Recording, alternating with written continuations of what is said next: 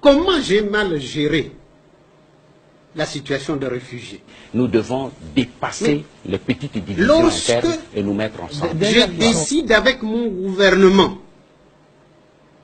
que tous les réfugiés devaient quitter le territoire de mon pays au plus tard le 31 décembre 1995, le 31 décembre 1995, et que le président Mobutu me dit, ce n'est pas comme ça, prends une position contraire, et je reçois de la communauté internationale le secrétaire général des Nations Unies, Boutros Ghali, le sous-secrétaire d'État, Georges Mousse, le directeur pour Afrique, Rochero de la Sabrière, pour me dire, écoutez, non, il faut suivre la voie du président, il ne faut pas vous opposer au président sur ces chapitres.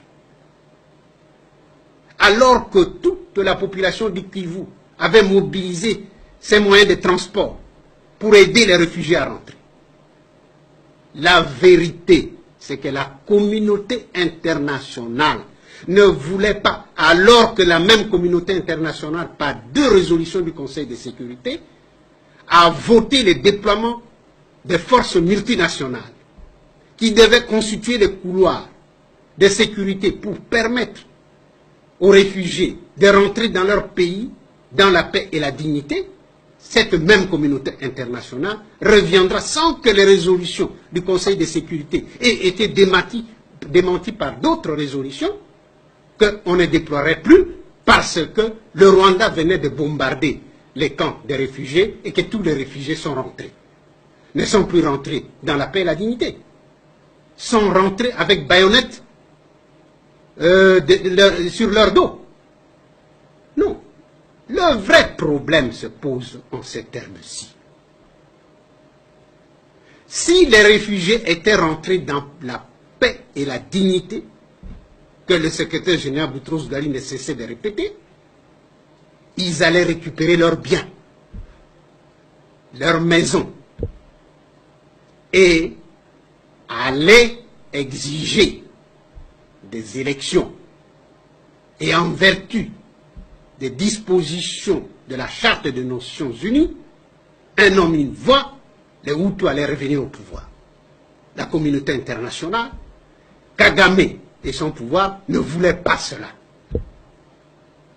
La communauté internationale a le génocide sur la conscience et devait se décharger de cette conscience, de ce génocide, d'une manière ou d'une autre. J'ai pris contact avec le secrétaire général, par 2 fois, à l'Assemblée nationale des Nations Unies de septembre 1994. J'ai été invité par le secrétaire général pour prendre part au Conseil de sécurité en 1995.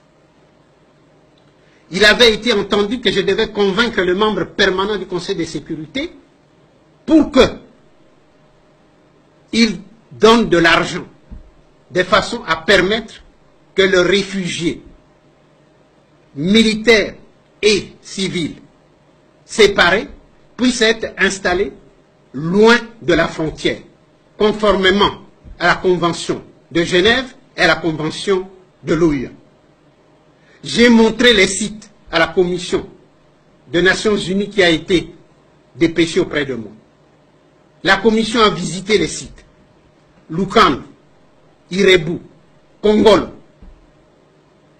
Mais lorsque la Commission a fait son devis, le secrétaire général a trouvé que c'était trop cher, on ne peut pas le faire.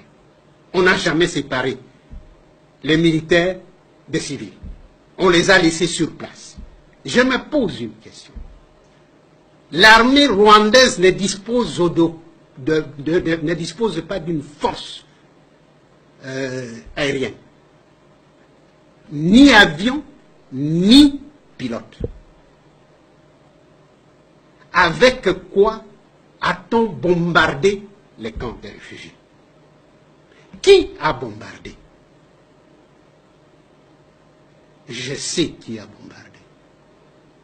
Le moment n'est pas venu. Je sais qui a bombardé. Le moment n'est pas venu. Mais je renvoie ceux qui m'écouteront aujourd'hui de lire le livre de Bernard Debré, Le Retour du Mwami. Il est révélateur.